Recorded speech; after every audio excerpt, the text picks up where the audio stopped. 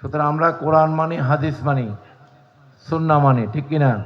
মাইজ ভান্ডারীরা কোরআন সুন্নাহর বাইরে কোনো কাজ করে না। তোমার সেই পেশার চোখে তো সেটা তুমি দেখো না। কি অন্ধকে আয়নার সামনে নিয়ে যেরকম দেখে না, দেখে কিনা?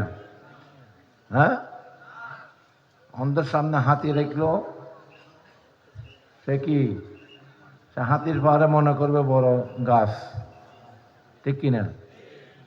তো সুতরাং অন্ধের সাথে তর্ক করে কোনো লাভ নাই। এগুলা কানা মানে, এগুলা দুনিয়াতেও কানা, আখিরাতেও কানা।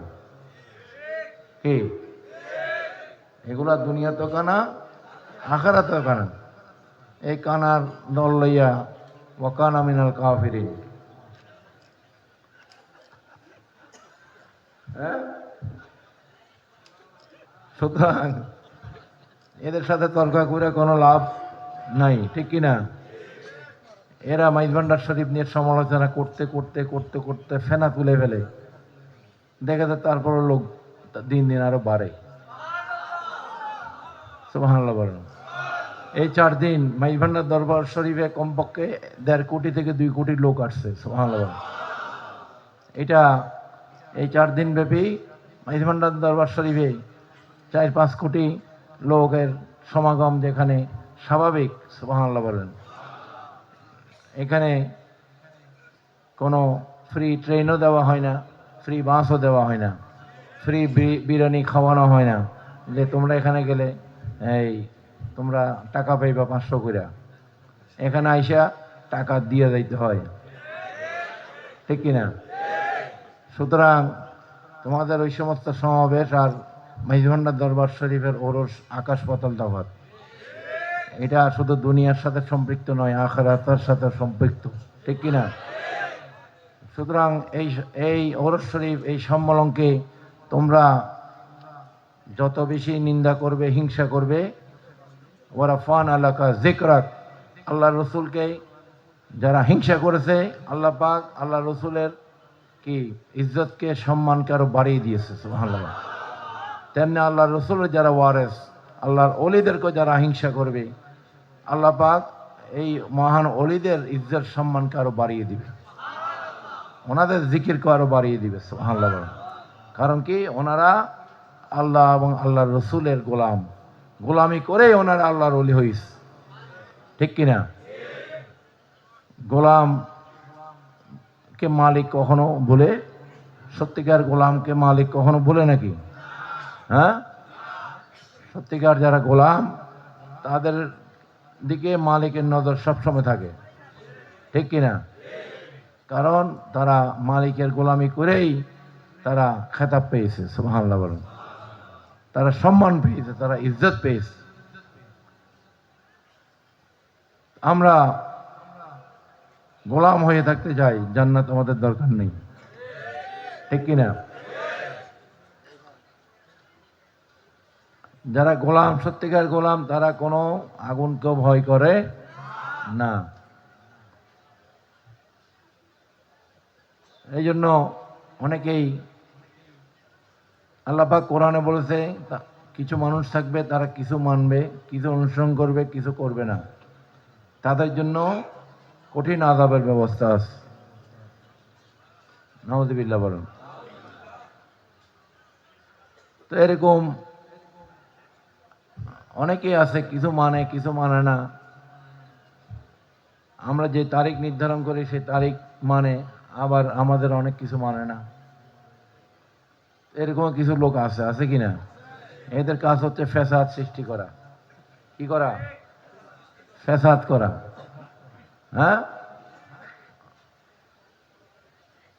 তো এরা মানলে তো পুরাই মানা উচিত, ঠিক কিনা? হ্যাঁ, বশ্যতা স্বীকার করলে পুরাই উচিত। আর যদি কিছু করে কিছু করে না, তাহলে বোঝা যায় এখানের মধ্যে ভেজাল আছে, ঠিক কিনা? তো এই ভেজালের দুনিয়ার মধ্যে আমরাও আছি সমস্যার মধ্যে। খানায় ভেজাল, তেলে ভেজাল, ভেজালে ভেজালে পুরো দুনিয়ায় ভেজাল, ঠিক কিনা? মানুষও ভেজাল। এখানে শুধু আশেক পাওয়া যাবে সাচ্চা, এই বেদালের দুনিয়ায় শুধু কারে পাওয়া যাবে, আর সে গোলামদেরকে পাওয়া যাবে সচ্চা সচ্চা সচ্চা। এখানে পিওর পিওর পিওর। আমরা এটা নিয়ে কবরে যেতে চাই, এটা নিয়ে আমরা হাসরের ময়দানে উঠতে চাই, ঠিক কিনা? এই তকমা নিয়ে আমরা যেন দুনিয়া বা আখিরাতে আল্লাহর দিদার লাভ করতে পারি। সুবহানাল্লাহ বলেন। আল্লাহ রসুলের সেই সাফায়াতের সামিয়ানার নিচে আমরা যেন জায়গা করে নিতে পারি। আলহামদুলিল্লাহ বলুন। আমাদের মুর্শিদ কেবলা হুজুর গাউসুল ওরা শাইখুল ইসলাম বাবা মঈনুদ্দিন আহমদ আল হাসানী মাইজ ভান্ডারী আমাদেরকে সেই শিক্ষা দিয়ে গেছেন, আমাদেরকে সেই দীক্ষা দিয়ে গেছেন, আমাদেরকে সেই পথ দেখিয়ে গেছেন। সুবহানাল্লাহ বলুন। আমরা ওনার সেই পথে আমরা আসি, আমরা সেটা বিশ্বাস করি। আমরা শুধু দিন ধর্ম নিয়ে না, আমরা দেশ জাতিকে নিয়েও আমরা স্বপ্ন দেখি, দেশ জাতির কল্যাণও আমরা কাজ করে থাকি। সুবহানাল্লাহ বলুন। সুতরাং মাইজ ভান্ডার দরবার শরীফকে যারা শুধু ওরসের কথা বলেন সেটা ভুল।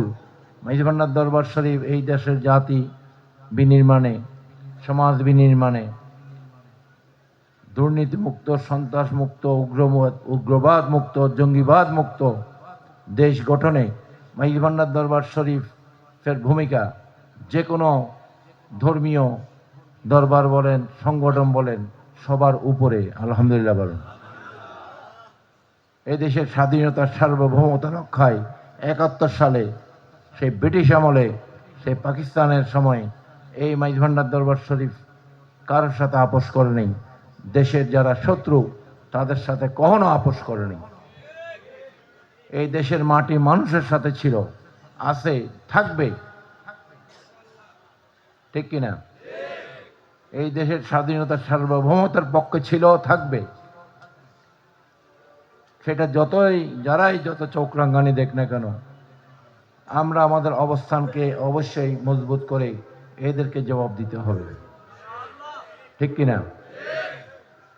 আমরা বাতিলের সাথে যেভাবে আপোষ করব না, সেখানে দেশের শত্রুদের সাথেও আমরা আপোষ করতে পারি না।